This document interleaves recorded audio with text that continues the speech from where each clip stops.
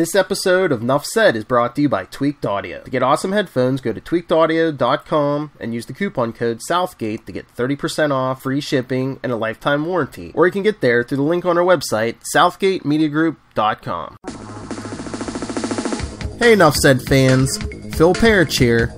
You're obviously fans of Marvel Comics and their characters, so make sure you check out the Capes and Lunatic Sidekicks podcast for weekly reviews of classic and new Marvel Comics, including our Quantum Zone covering all things Quasar and the cosmic side of the Marvel Universe, Comic Capers for all things classic and new in the world of comics, and brand new starting in 2019, our Ultimate Spider-Cast podcast discussing all things Spider-Man.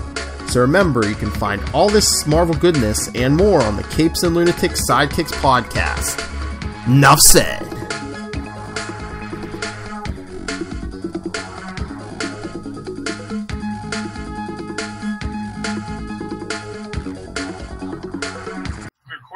Started. Hello and welcome once again to Superconnectivity, the world of great comics, amazing television, and misleading variant covers. I'm your host, Charlie Il Professore Essore, and with me as always is the handsome man whose face you almost never see unless you subscribe to YouTube. Phil, me, and Perich. That's the guy. Hey, Philip. Oh, welcome to Superconnectivity. It's been a week, and what a week it's been, man. Punisher drops, Deadly Class is out there. The Good Place is still good. Oh, but what about the big thing that dropped this week? Which was? Spider-Man Far From Home first trailer came out. Oh, yes. Spider-Man Far From Home with the great Mysterio! I was telling the kids about Mysterio. I was giving them the backstory on Mysterio, and they're like, oh, that is so awesome. they really think that Mysterio, like, how is this the first time they're doing Mysterio? What, he's a special effects guy who just does all kinds of crazy tricks? And I knew if anyone like Mysterio would be Tristan, they'd be like, oh yeah. Yeah, well actually it was John who was big into that. The Elementals are awesome. I really dislike this fan over, oh, that's Hydro Man and Sandman. It's like, did you even read the plot description? You do know the villain is Mysterio. Exactly. He's not going to hire Hydro Man and Sandman just to make them play. You know, I mean, really, it's some people. You know, sometimes I think they people talk about these fan theories without doing the hard research. Well, some don't. I think all some people do is, like, you know, watch some movies and they're like, oh, I Googled something. It's like, okay. Yeah. They giggled something or they Googled something? Well, they did something. Both. Yes. They Googled and they giggled. Yeah, but no, it's really neat. And I think the one fan theory that is interesting that we're getting right now is, would Nick Fury trank Ned? Now that... Yes. Yeah, I mean, again, I think I said, you know, would the real Nick Fury have to do that? Couldn't he meet Spider-Man somewhere else when Ned's not around? And again, everyone's telling me, yeah, he would, but would Nick Fury throw a 15 or 16-year-old kid into the field? Even Tony Stark was not too thrilled with that in Spider-Man Homecoming. Yeah, I mean, it's an interesting question, although, as I say, how old was Cap when he first put on the red and blues? You know? And for what it's worth, you know, the kid wants to be there. And not for nothing, we have 16-year-old American U.S. soldiers bravely serving all around the world. You know, did the kid want to be there because he didn't want to take his suit, but his Aunt May packed it? Yeah, well, did Aunt May pack it or did or did Nick bring it? And not for nothing, here's the thing, because, you know, people are going to say a 16-year-old kid can't join the military without parental permission. But clearly, Aunt May gave permission. She's supportive of the Spider-Manning lifestyle. Yeah, that's what you see in this trailer, yeah. Yeah, you know, so I think it's possible, but I do think it's a real question, and that leads us to that other question: are we certain this is Nick Fury? Yeah. because we have the other grand illusionist hero or villain of the Spider-Man mythos, which is the Chameleon. Does he have powers, or is he still just a makeup artist? It's weird. For a while, he had stuff done to his face where he could just alter it at will, but Clayface. But recently, I swear it's been back to mask. So who knows? Yeah, well, not for nothing. That whole restructuring your face thing, that can't be good for you. No, not for nothing. That can't be good for you. They're sort of Zartaning him. Zartan originally was just holograms. They're like, no, he's got some kind of chameleon DNA too. It's like, really? Got to give him just have Zartan be. Just let Zartan be Zartan. That's my opinion. Plus, it could still even just be Mysterio. It could be one of his many illusions. Yeah, well, that could be true too. Well, they could merge the characters. You can do. I mean, it's the MCU. They can do anything. But I mean, yeah. But the whole elemental thing has to be like a Mysterio illusion because, as everyone was saying, and as I knew, it's like in Mysterio's his first appearance as Mysterio, he pretended to be a hero. He framed Spider-Man for some robberies, and then he, walks into the Bugle. I will stop this evil Spider-Man, Mr. Jameson. And not for nothing, there's a moment in the trailer where he tells Spider-Man, "I'd stay away from that if I were you." Basically, don't get too close to the magic, kid. don't look behind that curtain. Exactly. Pay no attention to the Hydro Man behind that curtain. I mean, obviously, it's big. It's exciting. It is everything we want from an MCU Spider-Man. We have our connected universe. We got Happy Hogan flirting with Aunt May. Aunt May, yeah. Well, you know what? They took Pepper Potts out of Happy Hogan's life. They got to give him something because Happy was married to Pepper. People forget that. Yeah, that was their love. The two put upon freaking people that had to deal with Tony's nuttiness finding each other. And I was kind of always hoping that Happy and Pepper would get together just to freaking say, you know what? Yeah, who cares about you, Tony, being a rich, handsome billionaire? You're also very selfish and self-important. And you know what? Doesn't matter how rich you are if you're not a nice person. Girls don't like that. Ladies don't like that. Women don't like that. They don't like being with not nice people. Yep. Now you know. So I'm a little disappointed that they actually are getting together, because honestly, Tony, he's just such a toxic person. Mm-hmm. And it's just always, I can do it. He's just, he's not a good person. I wouldn't date him. I'll say it. I will not date Tony Stark. Not that he offered, because he's fictional, but, just not sure about that. Anyway, but yeah, that's Far From Home. And they are far from home. They're in Europe. Holiday Road. Oh, yeah. Yes. But yeah, like we said, we get Ned again. We get MJ. I like MJ. Yeah, I like... You look nice. Oh, so that gives me value. No. I'm messing with you. Yeah. He said, "You're pretty," and you look pretty. And then she says, "You look pretty," which he does. Come on, he's cutie. He's a gorgeous little patootie. You want to squeeze those cheeks? They're all movie stars. And then he's a little Spider-Man. We get Flash Thompson back. Good on how great that. Yeah, that's like that end of the trailer. He's like, "Hey, Spider-Man is all great and everything." Then there's Peter's there. He's like, "Hey, dickwad." But this is the one thing I really don't like about this Flash is he doesn't actually, so actual Flash Thompson, because he was the big high school jock, actually had something that Peter didn't have. Like the physicality. Well, he had the physicality, he had the popularity, he had all these things. This Flash Thompson just seems like a weaker, dumber version of Peter. Without superpowers, and it becomes this quality, I guess he but what snarky comments about Peter, but I don't see.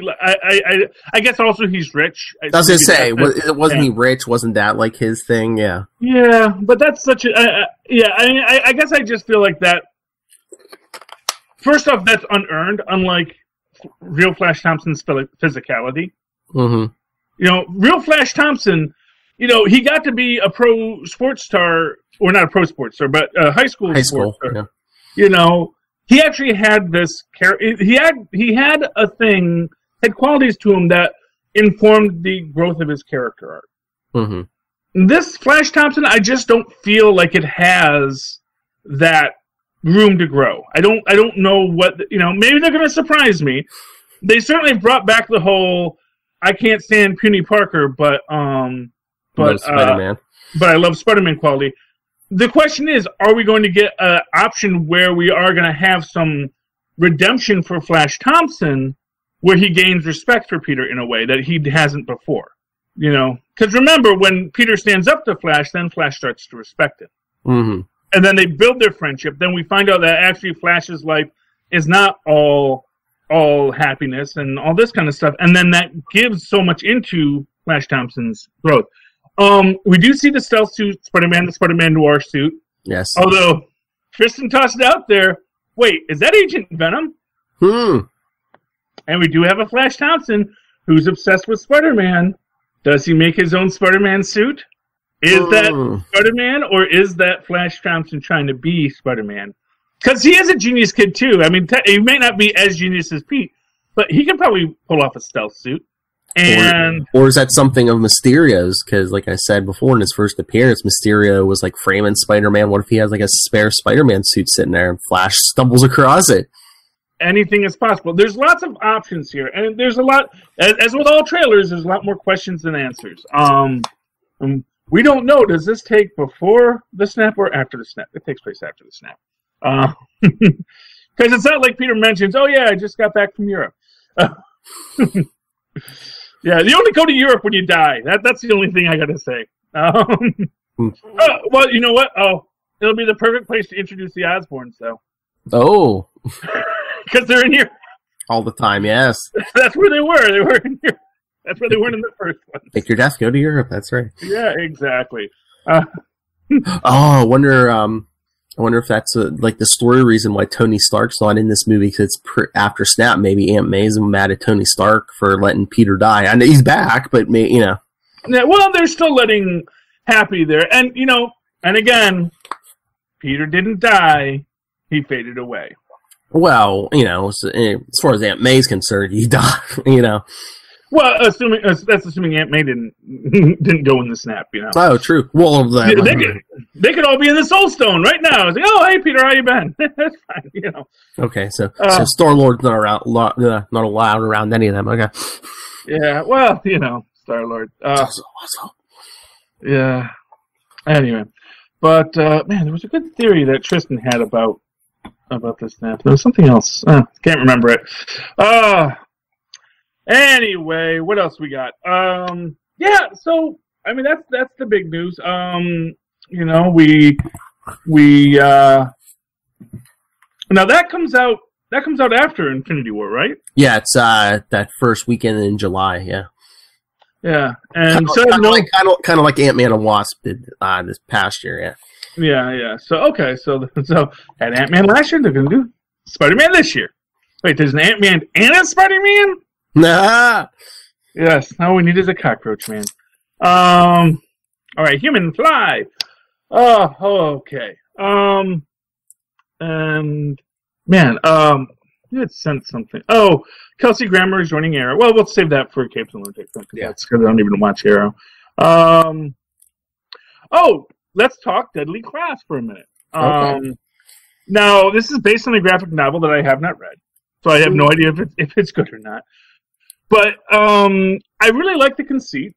It's basically Harry Potter for murderers.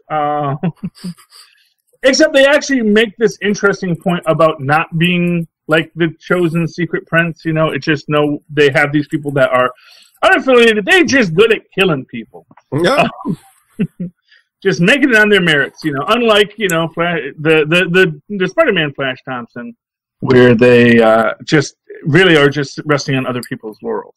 Because he didn't make the money, his dad did. That's the thing. Man, it'll be kind of dark if we actually get that abusive parent background in the. Yeah. I mean, like I said, I am a big Flash Thompson fan. Since they went full Agent Venom with him, I really like that character. I'm sad he's gone. Mm-hmm. I really hope this Flash Thompson doesn't tarnish that legacy. You know? Yeah. I mean, I don't know. It's a little difficult to sort out. As I said, I've just been catching up on. But anyway, so Deadly Class. I'm very excited about it. I really liked it. It was enjoyable. It was, and it does a great Mean Kids dynamic. Mm-hmm. With the different groups in school. You have the Latino gang and the African American gang and the Asian gang, and you have Russians in there too. So there's all sorts of people going on there. And Trent Reznor's in it as the poisons professor. So I hope he's in more than just one scene. I hope they have him as a reoccurring character because it was fun. So gonna get any of his music? Well, it's set in the 80s, so it's probably not. I don't think Rage Against the Machine came around until the 90s. Although they were kind of just starting out, maybe in the late 80s. So you might. Although this is, I think, early 80s. And so and but it's actually got a great soundtrack, very punk, very very colorful. It has that great cartoon comic book dynamic, and and a great sort of villain origin story of our protagonist and his hatred of Ronald Reagan, which hey, it was the 90s. Everyone hated Reagan.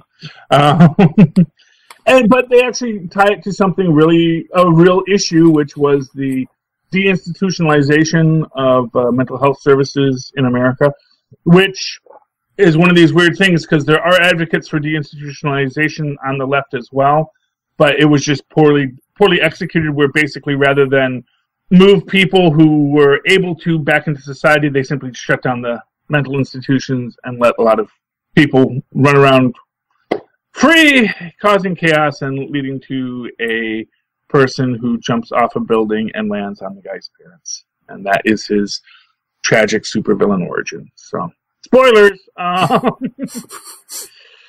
So, yeah, but like I said, I'm really enjoying it. It's on Sci-Fi. That the episode that got us Krypton, which I watched 3 whole episodes of. And what are you going to do? But my DVR is working now, and although it's not recording Big Bang Theory for me, I think CBS doesn't like people recording because they have their pay service if you want to watch Big Bang. Well, I mean, our DirecTV works, but maybe I don't know. I was going to say, maybe it's the last season. They're like, who cares if it works? Yeah, but I did notice it's only my CBS shows. It's because that Young Sheldon, when I go to play them, it says we're having trouble replaying this. Try again later. So, I don't know, man. I think CBS is not liking that. That's one thing I wanted to talk about. Disney Plus, is it right? Disney Plus. Yeah. They've revealed more about the Loki story. Uh-oh. And it is going to be they're saying it's going to be a young Loki story. Yeah, I heard on another podcast. Yeah. I think they were saying, it's going to be like Loki basically recounting his greatest hits or whatever. Well, that's the thing. We know that Tom Hiddleston is narrating it. Yeah. And yes, it could be this is the origins of Loki. But I wonder if we're going to get actual modern-day Kid Loki, and it's their great little workaround where they say, no, this is Loki's real honest death. He's not coming back this time. And then, no, it's not Loki. That's Kid Loki. And again, talking about your redemptive arcs, the Kid Loki storyline for Loki is where Loki got to be really great. Mm-hmm. And granted, they brought about Kid Loki because Tom Hiddleston was so lovable as Loki. A lovable bastard. But, yeah. Well, technically. True. But, I just wonder, or unless this story is like, it's him sitting around Valhalla, telling his life story to, like Scourge the Executioner, be like, yeah, you know what I did in the 1600s? Yeah. Well, actually, Scourge is still alive. He could be talking to Volstagg. Which actually goes back to what I keep on saying. What I really want to see on Disney Plus is a Warriors 3 with Sif, Tessa Thompson, Valkyrie, and Volstag's daughter. Well, I believe I heard. I think they said they're planning a Sif series on there. So I mean, you could get any of them guest starring or whatever. Well, but I'd like it. See, I think here's the thing. I actually like team shows, and I like a show that has a team dynamic over just making it. Oh, it's the Sif show. I would rather do a Warriors 3 with Sif as one of, taking on the mantle of the Warriors 3 now that they were so rudely murdered.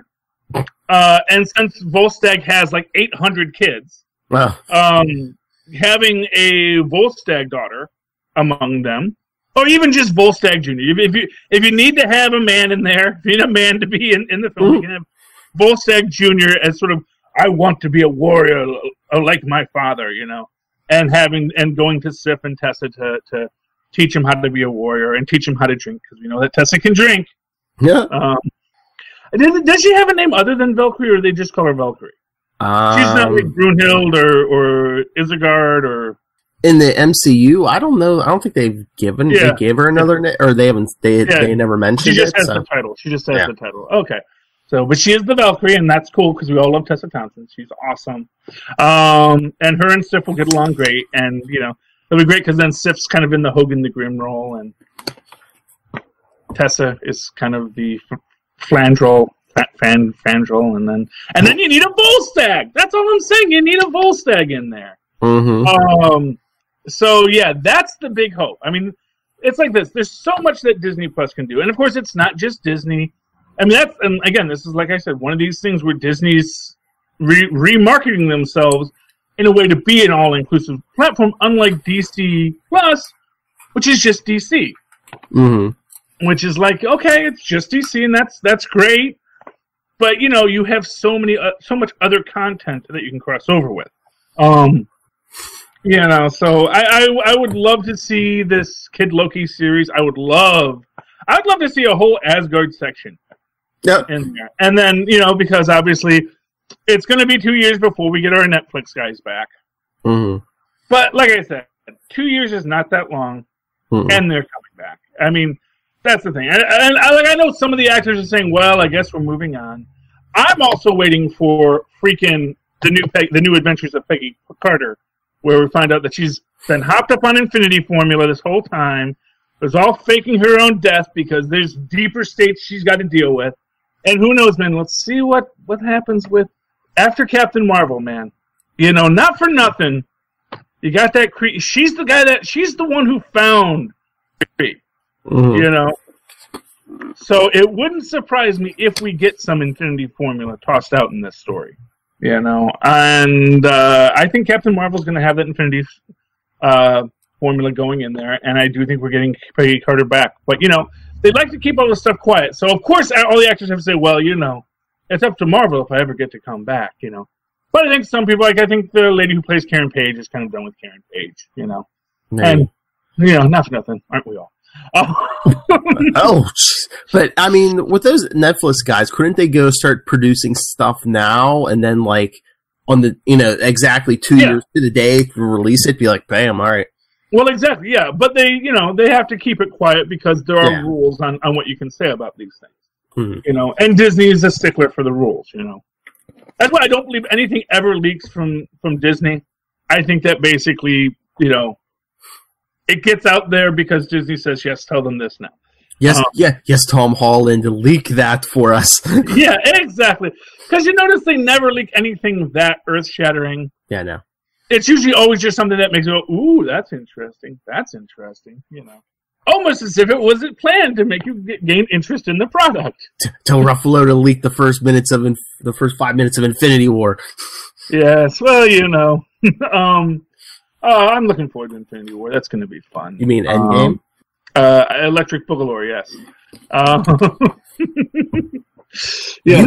You refuse to call it Endgame, don't you? It's not a good title.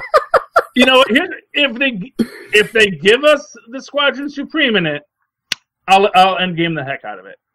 But because that's where that title's from. It's when they meet the Squadron Supreme, because the Grandmaster and Kang are having a little contest. They should they should bring in Squadron Supreme, because I mean, you're never going to get like that Batman, like the DC stuff, Marvel versus DC on the big screen. That's like the closest you're going to get. Yeah. And there may be reasons why they can't do that too. I don't know. They may have rules about that sort of thing. You never want to get litigious. They're both big behemoths, Yeah, I know, but it's like it's not like they just created them out of thin air, though. It's like, look, we have decades of stories with these characters. Yes. But they were an intentional pastiche of the Justice League. Oh, so yeah. They could do that at crossover, but it is what it is. I mean, honestly, if we get Grandmaster in it, that will be fantastic. And then calling it Endgame makes sense. You know what they could do with them that you always wanted? What? Bring in the actress who played Tilda Johnson on Luke Cage and make her Nighthawk. Oh yeah! Oh, that would be awesome. That would be awesome. Give her work. Get our Nightshade Nighthawk. Yeah. Oh, and speaking of that, let's just talk about the great works of Mr. David F. Walker. Oh. I finally read Bitterroot. I am so behind on comics, guys. I'm like 2 weeks behind on comics. I gotta say this. It's like the only comics I have time to read anymore are the comics I have digitally, Mm-hmm. Like, I get them on the phone, and unfortunately Bitterroot does not have a digital code, so I can't read it on my phone. So, just saying, just putting that out there. I would love to be able to read it on my phone. I cannot at the moment. But this continues to be just a great piece of work. We have just and I got it. There's a panel here, man. This. I don't know if this was already drawn by someone and it's a variation on it, or if this is original work. But I don't know if you can see that. I see it. Yeah, the demon cops and nice. Standing over there. It is just such an iconic bit of work, and I love it. And we have these because you have the other cops, because we have the I believe that's Sullivan and another guy. I forget his name, but Sullivan's the Irish cop, and then he's got his African American partner. Okay. But they can see the monsters too, which makes me wonder if because they did say they are going to do something with. That there's also an Irish group of people who fight monsters and an Asian group of people who fight monsters. Here in the American melting pot of fighting monsters. And we get it revealed that basically, like, the creatures they fight, the Geno, are humans with corrupted souls that become monsters, but they also have these actual monsters that pretend to be humans, that they may be the ones that are causing all the problems. And it's a great book and a great series, and we have our little other character here who clearly is juiced up with some kind of superpowers, and he's tearing all the demons apart too. So there's a lot going on here. It took me a long time to get to Bitterroot 3, but I got it, and man, it was worth the wait. It is a great book. And then also, I want to just call out, it came on a Wednesday. Okay. Alternate Comics. I haven't read this is, and they finally did this for me, where they actually say, here's what this leads to. We have this great little piece here called Actual Roger. And it is such a great little thing. And, I mean, they're going for that Billy Batson vibe with this kid here, right?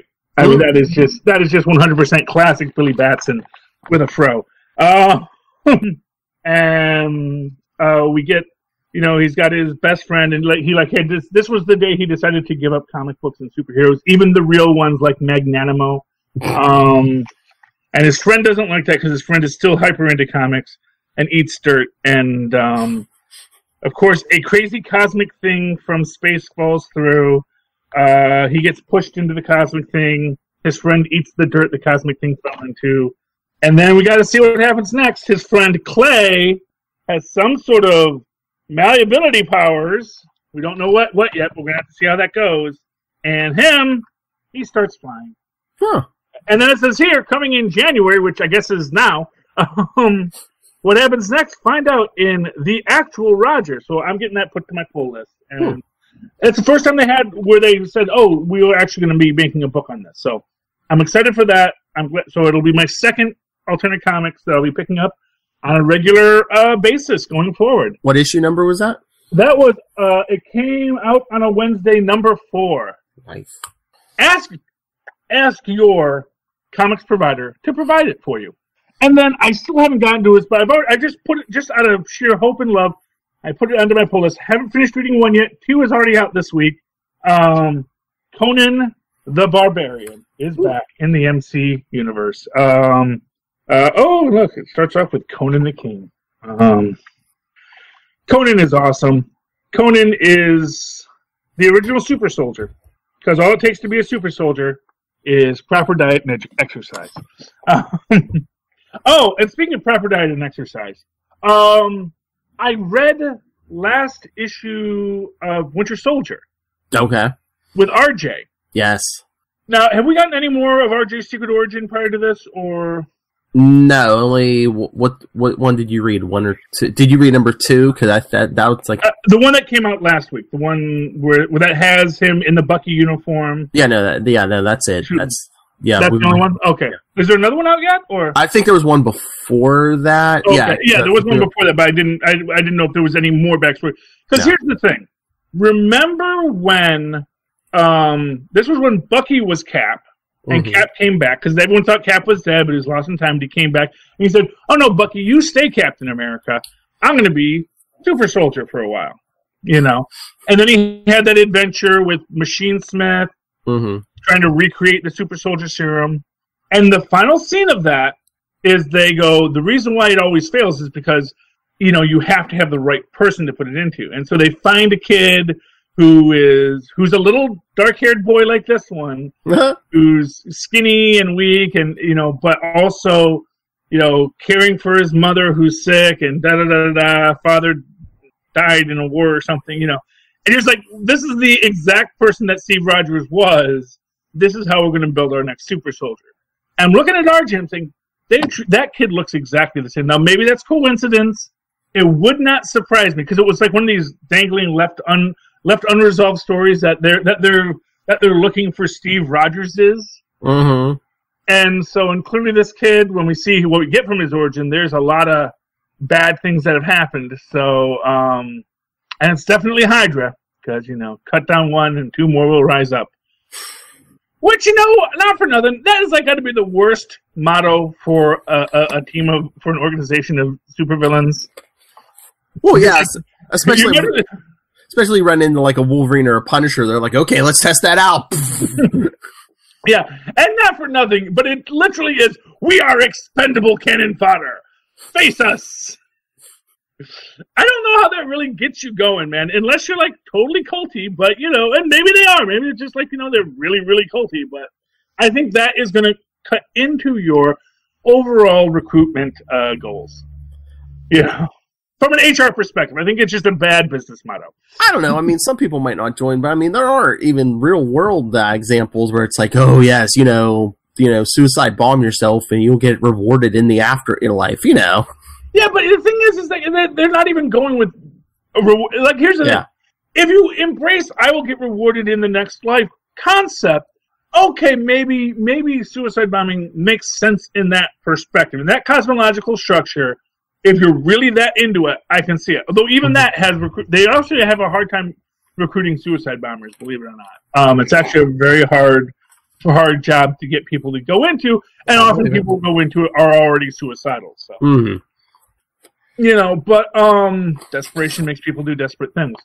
But it's like I don't see that. I don't see what is Hydra's Valhalla. I don't see, you know. Hydra doesn't have a Valhalla, you know? That's the thing. It's like a Viking says, we will die in Valhalla. That makes sense. That's a battle cry. Because it acknowledges your own mortality, but also says, but there is, if that worst case happens, there are greater things for us as well. Or could there also be like some mental conditioning, too, to make them more susceptible? Yeah. Yeah, you will comply. Compliance will be rewarded. Yeah, I mean, that's got your old Faustus method. So, yeah, I mean, you go into that. Yeah, hypnosis, the world's greatest superpower. That and Kung Fu, man. Can't beat Kung Fu, you can't beat hypnosis. And if you hypnotize the guy to fight Kung Fu, if you had Kung Fu and hypnosis, that person would be just the most powerful supervillain of all. Speaking of mental powers, do you want to talk Invaders #1? Yeah, and you made an interesting reference, because yes, we get our big spoilers if you haven't read it. And by the way, I love this book. This was probably my favorite Marvel book I read. Mm-hmm. Beating out Rhino in Ultimate Spider-Man, which I also read. I really like that. I love the Rhino. That with Miles Morales? Yeah, Miles Morales. Yeah. Oh, it's not called Ultimate Spider-Man. It's just called Miles Morales. Yeah. I should go back with Ultimate Spider-Man. They really should. It's like they team up with Doc Ock. It's like, I'm the superior Spider-Man. Yeah, I'm the Ultimate Spider-Man. Booyah!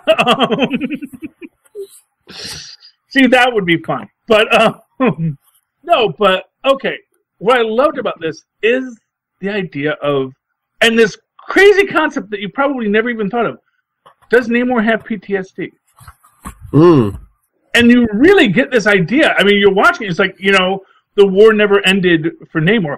And also, it immediately puts everything into a completely different perspective for Namor.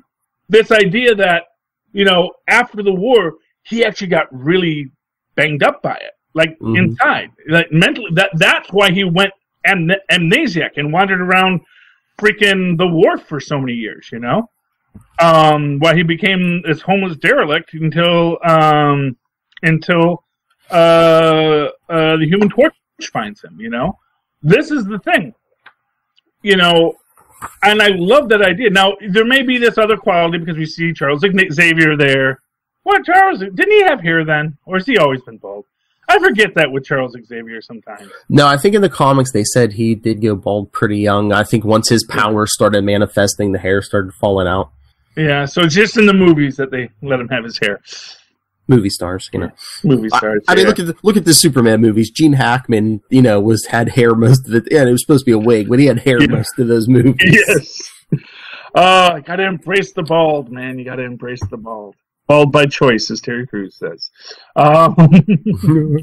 But yeah, no, and it's great, and I love the Human Torch in this, and and also almost like Jim Hammond, like just sort of sitting behind a desk in like just casual clothes.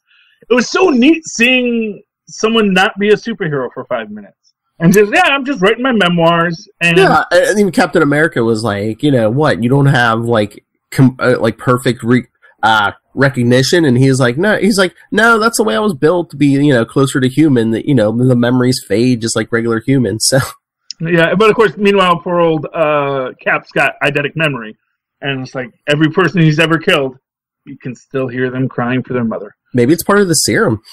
Yeah, well, no, it is. It is. No, is it? He has eidetic memory. He might have had eidetic memory beforehand. We don't know that for certain, because we do know that he was pretty intellectually smart before that. Although, as I say, clearly not as sharp as he is when he's Captain America, because otherwise the Illuminati wouldn't have run circles around him when he was old Cap. But no, I mean, it is an interesting question and an idea here when it comes to things like how World War II really affected Namor, and obviously, as in the point of that, Namor is like the one guy that was still kind of active, or was that he didn't get a jump, he didn't get turned off, because everyone else, they got like a break from it. Namor basically, after the war, goes home, finds out that his people have all left Atlantis and things have been destroyed. He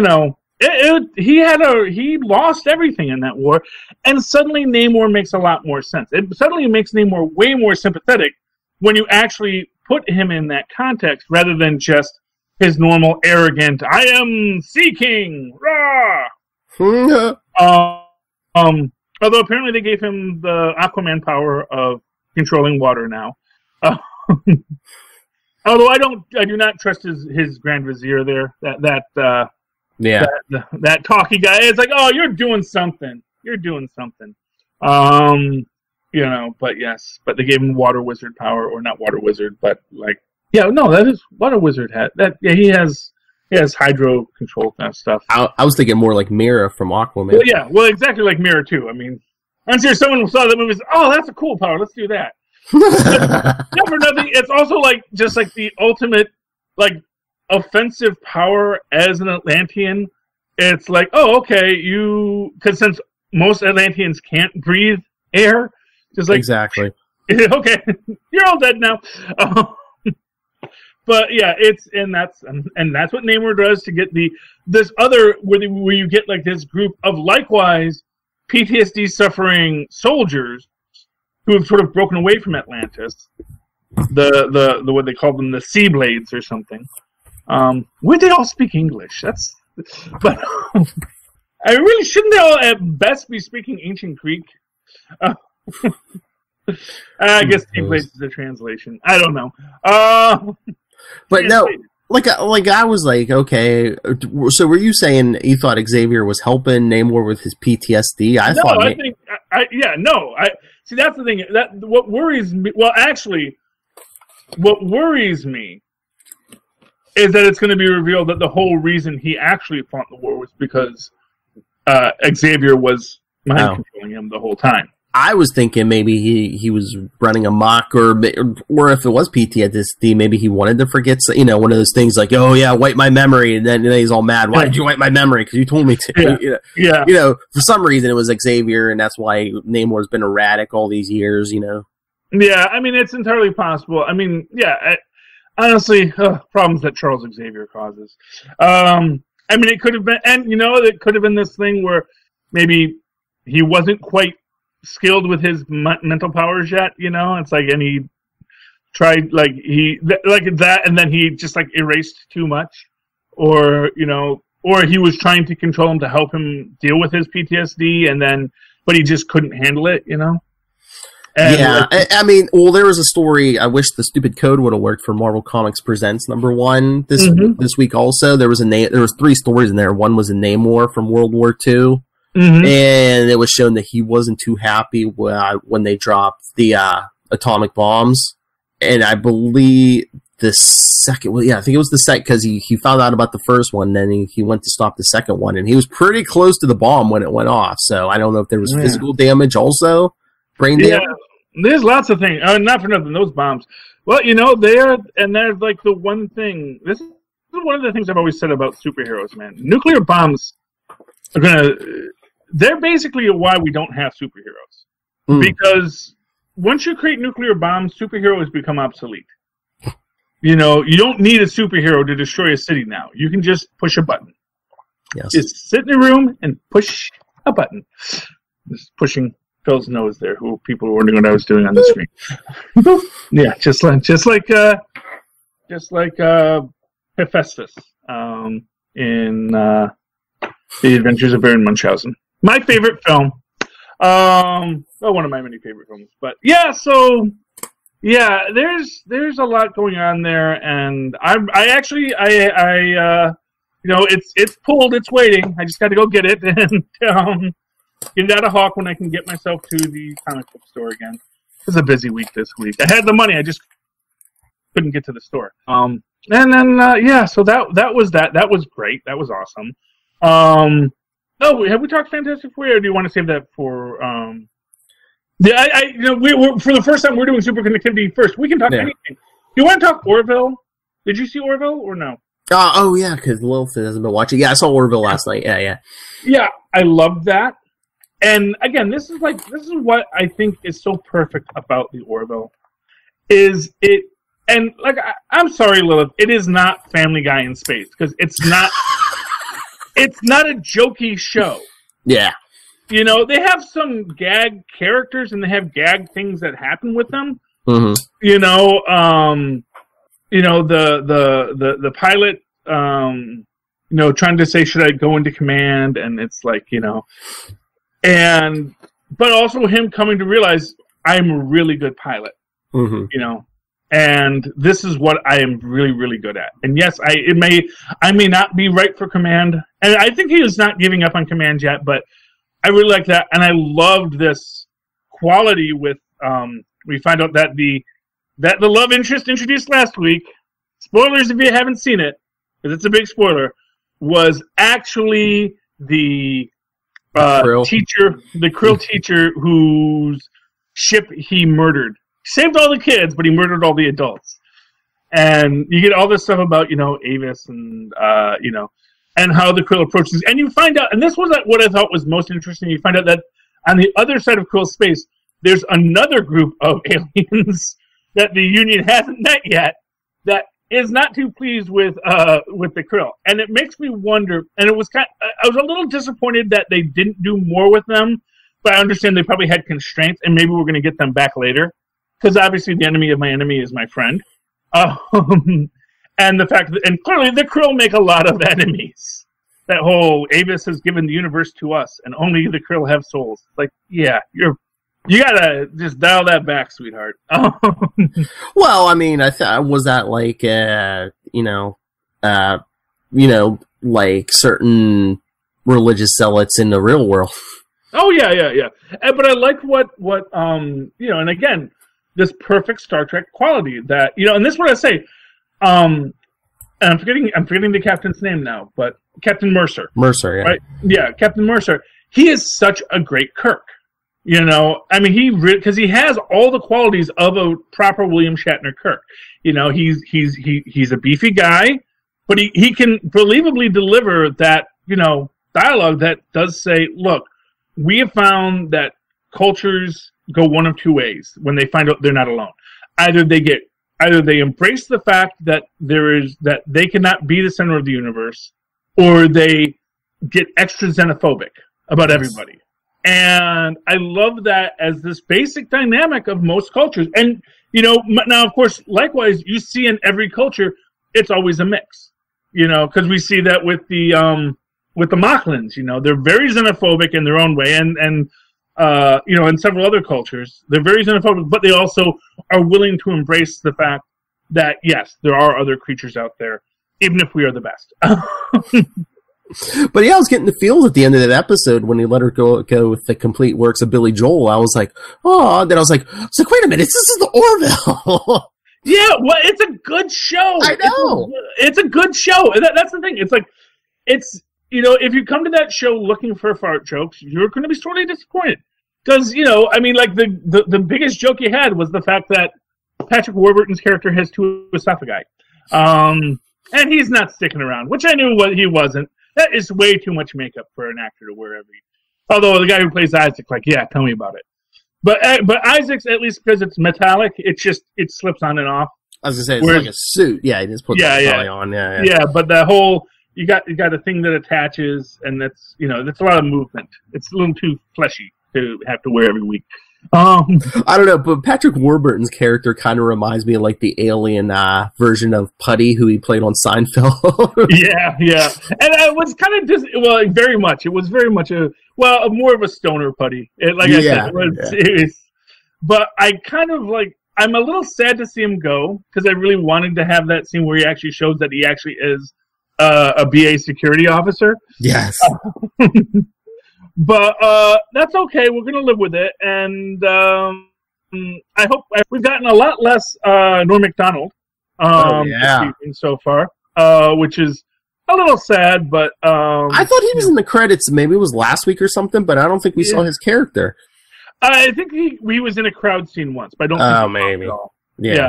Though they did mention him because they said that he was... wanted to know what the maternity leave was, and it's like, is he thinking about splitting? Yeah, that's right. Yeah, and maternity leave is obviously a big problem on this, because we got the Mochlins that just laying eggs left and right. And of course the Mochlin peeing ceremony. Yes. But it was a moving... It was. It was great, and, it was all really well done. Yeah. Like I said, the Orville continues to make me happy. I watch the Orville every week. Watched it more than I watched that before Gotham. I usually do, because I like Gotham, and this was a good episode where we get, again, like we were saying, that this is very much. I was going to say, let's save that. Let's get Lilith in the next. Yeah. Lilith is in there. Well, because I know you guys already talked about it on. Yeah. On whatever you call that show, Gotham. Before the bat. Although I was just waiting. I mean, I gotta say, just spoilers. Okay. That kid set those bombs. Oh, you think so? Oh, that kid, the deputy is totally Jerome's plan. This is all Jerome pulling the strings. And I'm gonna say this. I'll say it again. and Babs is going to be Talia's mom. Oh, because you're going to see that Roz ain't dead, and Roz is still playing this game too. And he's got a thing for Stabby Babs, and I think that I think you're going to find out that she's going to run off with Roz at the end, and she's going to say, if it's a girl, let's name her Talia. Oh. And then she can date the Green Arrow. It's Batman! Willful yellow. Yes, but no. And it makes perfect sense, because who is Talia's mom? We don't know. True. Because we don't know who. But Roz, clearly, he's had relationships. He's had people he's bred with over the centuries. Oh, yeah. And it makes sense that he probably would have feeling. He would catch feels for these people from time to time. And if nothing else, she's great breeding stock to raise an assassin. If only she could have had a boy. Oh, he's an old-fashioned man. And that's why he must die. Even Batman eventually got a female Roz. Yes, he did. Anything else to talk about this week, Philip? No, I think that's good. That's great. Well, so let's do it all some more in a few minutes. Scroll up for Capes and Lunatics. Capes and Lunatics, or Lunatics. Philip, in the meantime, how can people find you to tell you all the wonderful things they'd like to talk to you about? If you want to know the greatness of Charlie Esser, email me, nightwingpdp@gmail.com. On Twitter, I am at nightwingpdp. And follow Capes and Lunatics and Superconnectivity on all social media. And YouTube. Subscribe to YouTube. And YouTube. Yes, so you can see that handsome face I get to look at every week. Me too. He's so beautiful. Yeah. I just thought you meant in the mirror. Oh, no, I meant you. No. Oh, so nice. Anyway, and of course, write to me in an old-fashioned email with I'm Oz and Pause one said at superconnectivityblog@gmail.com. That's superconnectivityblog, all one word, @gmail.com. Of course, follow me on the Twitters at Charlie Esser when I tweet things when I can, which is rarely. At Charlie Esser, that's CharlieEsser. Look for the 2 E's in the middle for quality. There we go. And always remember, raise your kids on the classics like Billy Joel. Thank you for connecting with us, ladies and gentlemen. Please super connect with us again next week. Good night. Good night. Oh man, I wish we had we could play some music. Play that Billy Joel song like they did at the end of the Orville. Well, but again, there's that quality of that where it's like, oh yeah, Billy Joel. We all think of him as this little pop star, but then She's Always a Woman to Me plays. That is like the perfect song for this character as she's starting, And Billy Joel, it's a classic and will exist for 400 years as classical music. Although I gotta hear someone say, it's all that snooty classical music like Billy Joel. I think the best line was like, "You sympathize with the Nazis in Raiders of the Lost Ark?" Yes. Well,